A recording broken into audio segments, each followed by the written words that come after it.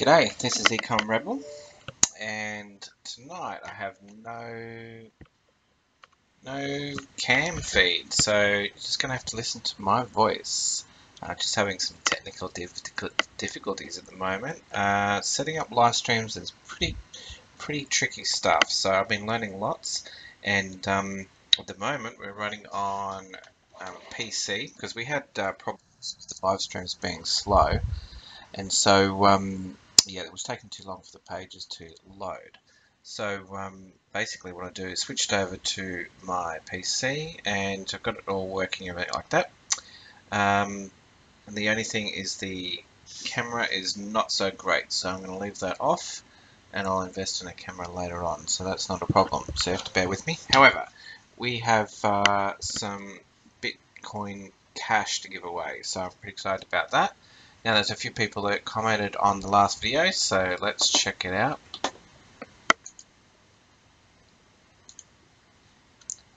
Alright, so this was the last one here, and let's pick a winner. Hopefully they put their Bitcoin Cash address in there, and let's have a look at one of the questions. Jasm Doc, what do you think about Loopx? Alright, so first of all, thank you and congratulations. I'm going to now transfer some coin to you, and when you get it I just want you to reply in the comments or somewhere, just let me know you got it, that'd be great. Let me just give it a second.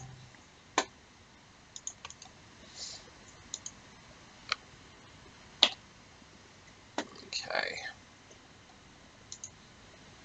I'll just do that transfer now. Just got to do it on my other computer. Just go to my wallet, send.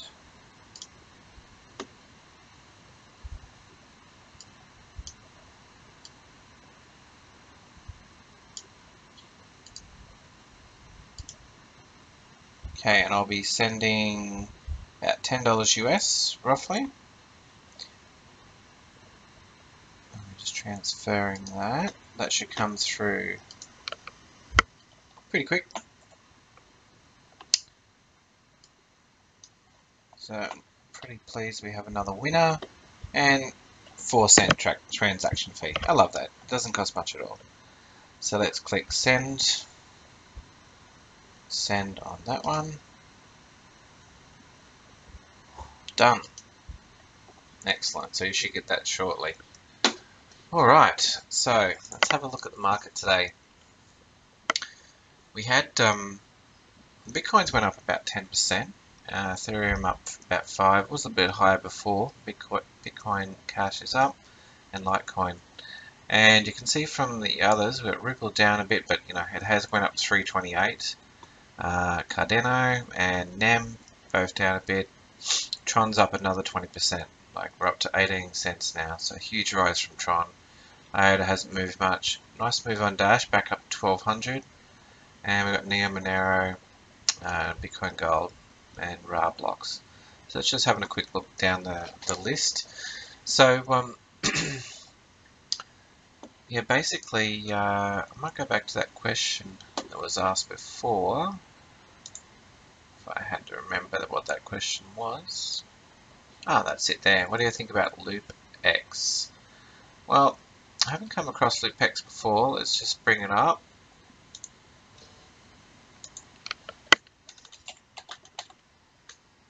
Loopx. Wonder if that's Loop Ring. Yeah, I might Google that. Loopx.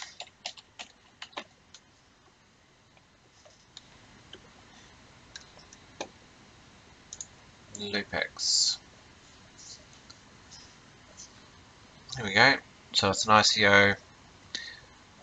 4 hours to go, pre-ICO, ICO1. Alright, so we must be in the middle of this ICO. I haven't come across this one before. Most advanced loop trading software. 300 Myo, 11,000 users. Blah blah blah. So what is it? Formed last year. A trading software on their own loop algorithm. Blah blah blah. Made it public. Guarantees profits every week. What do I think of that? Download white paper. Interesting. Well, first thing, I'm cautious about this thing. See how straight away, like, we're trading software, okay, that's fine. And then we're talking about basically continuous profits every month. Now, I don't know if you've know too much about trading, but that doesn't always exist. Okay, so there's two things going to happen here. This could be set up that, you know, basically it's a Ponzi scheme, and you put money into it, and then, you know, at some stage it's going to fall over, or, you know, maybe it genuinely is trading software. That's the problem with this sort of stuff, because it's basically saying that we've, you know, we've had continuous every month. It's like, you know, you just put some money in, and you're going to get to keep on getting money back. Now, the only thing that I know that is like that is mining, and mining, you can understand how that works. But this sort of stuff, you know, basically what they're saying is you're putting in funds, it's going to be traded, and they're going to increase that position, and you're going to make money. Okay. The truth is, if they had a system that could do this, they wouldn't be putting it out on the market, because they'd be making plenty of money themselves. And that is 100% true. You don't release software that is continually making money all the time, and let everyone else get a piece of it. That just doesn't exist. So if it was successful and making money all the time, they wouldn't be making this into an ICO or open it up. So I'm pretty wary of that. Maybe I could be proven wrong, but I've seen so many of these types of things before that's it concerns me. So this one here, test phase project. Let's have a look down the launch, 2018 ICO lending platform. What is a lending platform? Wallet. I'm not sure. That sounds lending. Maybe that's a lending program. What do they say in the white paper? Let's have a quick look. This is how you analyze any coins or any projects, ICOs out there. You got to do some research. So if we have a quick look at this, maybe get onto Telegram. You check out some of their things there. Just have a scroll down, blah blah blah. Trading algorithm, and remember, it's like their own trading algorithm, so it may or may not be true. Handles transactions, blah blah blah. They don't talk about fees. When you trade, fees is a big thing, and I don't know, they don't really mention that in there. Now this is meant to be a white paper, right? This is 10 pages long, and I really haven't seen anything substantial in this at all. Block time, pre-sale, distribution, lending program. Yeah, okay. This is straight out a lending program. Now, if you're not familiar with lending programs, essentially they're Ponzi schemes, because what it's saying is if you invest, you're going to receive weekly interest, and you're going to lend out that amount. This is similar to basically BitConnect. So sure, if you want to get into it, but eventually you'll lose your money. And then if you start to recruit other people into it, everything's all rosy until one day you wake up, the platform's no longer available, all your funds are gone because you've left the control of all these funds in someone else. And then what happens is everyone you've referred then comes looking for you, because you've helped them lose all their money. So that is basically what will happen to you if you get into lending programs. And you might have a nice little run. Who knows, it might go 6 months, 12 months. We don't know how long it's going to go for. But this is a straight out lending program. This is one of the worst white papers we've ever seen. And not only that, they've created an ICO to go with it to make it all look legit. So yeah, this is something I would stay away from. I wouldn't be going down that path. But if you're in the lending programs, it might be perfect for you, but this is not legitimate. Okay, there's better ways to make money. All right, let's have a look. So that's what Loopx. That's my opinion, Jasm. So you take it or leave it. Just remember, whatever you put in, you're going to be risking. Whether it's lending programs, is a greater risk than maybe ICOs, I would say. So let's have a look at some other things that have been going on.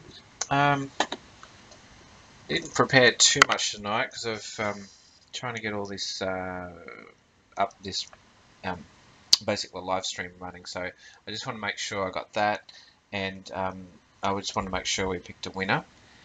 So I don't have. There was a few questions that were asked. I don't think I'll be able to answer all of them, but I'll just have a quick look at some of them now. There was, or maybe pick one or two out. Okay, so we did that one. Recall. So there was a comment today. Actually, I might talk about Alex. So Alex basically spoke to me.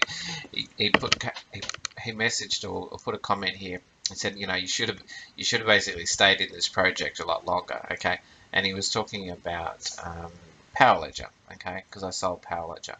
Now, he's absolutely right. Power Ledger's, he's got a few more years before they actually roll out their project. So, there's still plenty of growth there for Power Ledger.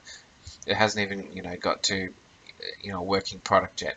However, so what I was explaining to him was that, and to explain it to you, if you put in, let's say $100, okay, in Power Ledger, and you just did 10x, okay, so you've just ended up with now $1,000. So that's fantastic. You've made $900 profit.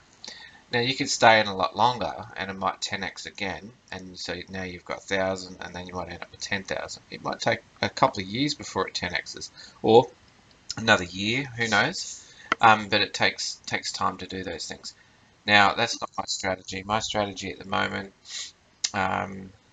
is the idea of flipping it quickly. All right. The idea is you get in and out, and there's different ways to do it. I don't want to cover too much of it here, but basically my strategy is to get into the next ICO and to maximize the returns, because I'd rather have $100,000 into an ICO than have $1,000 into an ICO.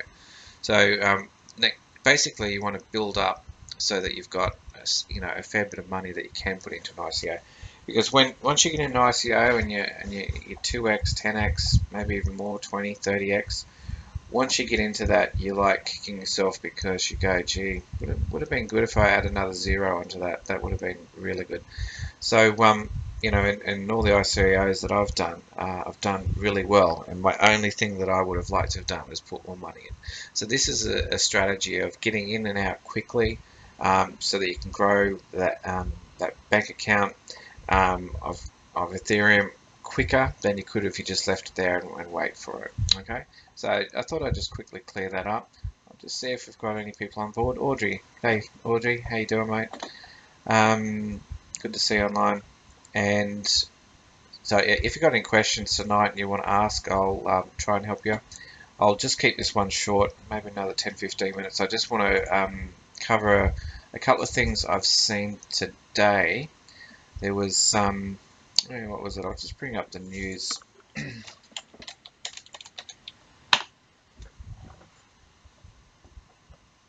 So Cointelegraph's not too bad for news, and there's a couple of other ones that I use. You can always check out there. I think I'll just see if I can find the article I was looking at. Oh yeah, that was an interesting one. Coinbase rejects Ripple integration rumors. There's some rumors about Ripple integrating into Coinbase, and people getting excited about that. But obviously it's not going to happen. Also, there was a thing today that came out about Intel. There's a big problem with Intel chips, which essentially affects every computer, well, nearly every computer that's got Intel in it, and there's a couple of problems with it, and that I don't know if anyway how they're going to resolve that, but essentially at the moment it's basically a flaw, and you know, it was all, I saw it all over the channels and Twitter and stuff like that. I don't know if it was this one here, 2 hardware bugs. I wonder if that was it. Have a quick look at that one. Might mention Intel. Yeah, Bitcoin. That's a short one. Oh yeah, there we go. So it's called Meltdown Inspector, affecting Intel, ARM, and AMD chips. And so yeah, this will be interesting. What happens with that? Basically, it means that oh, there you go. So basically, said don't trust your PC. It you might want to really think about Trezor to help secure those private keys because they're not affected by this. So this is pretty major. If you're thinking about getting Trezor, I would probably get one because, you know, we don't know if this is going to be exploited, but it's well known now. But if they can't come up with solutions, this is going to get exploited, and people are going to lose Bitcoin. So it's only a matter of time. But I would recommend getting a Trezor or something like that, and I'll probably be getting mine shortly.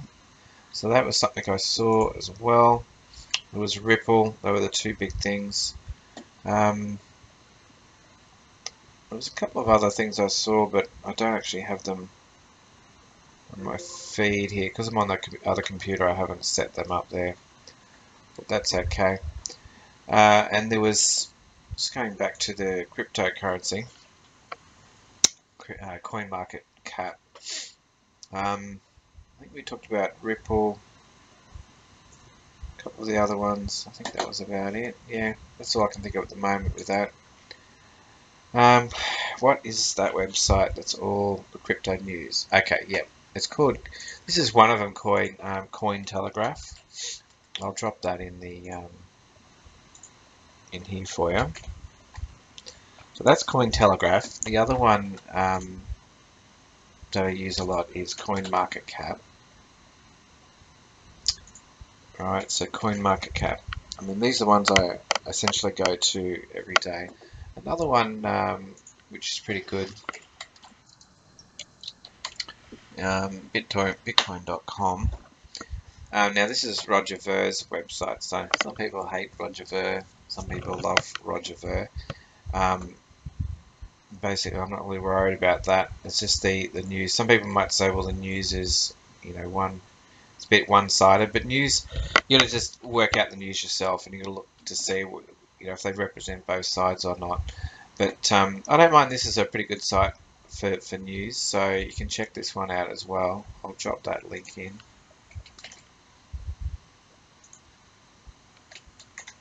You're welcome, Audrey.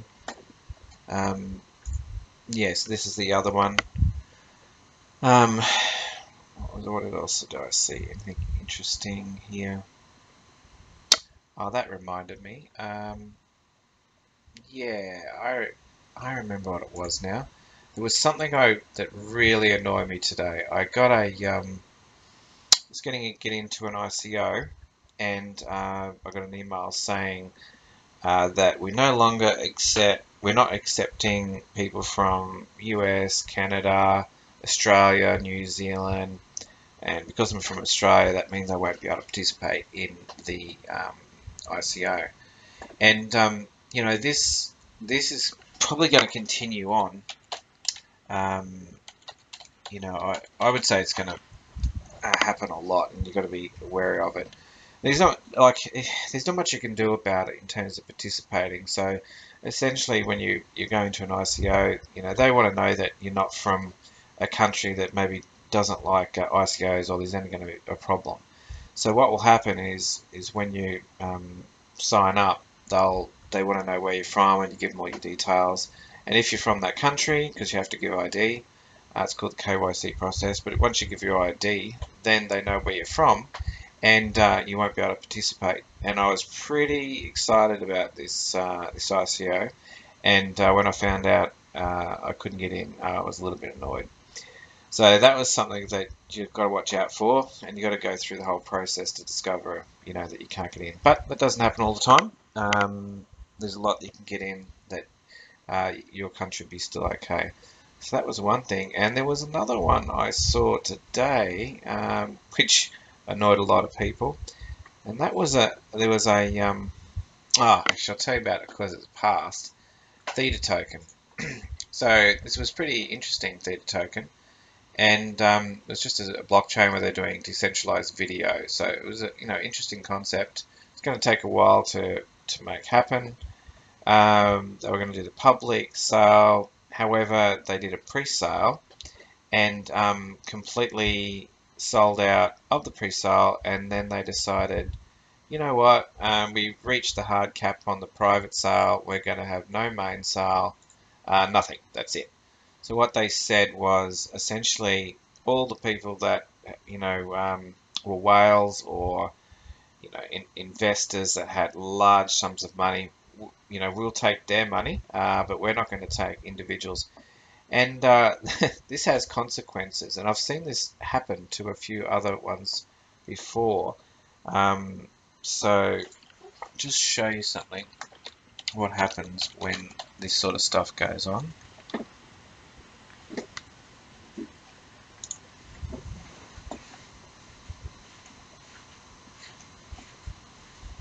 I'll just jump into Telegram where I saw it today. Where is it?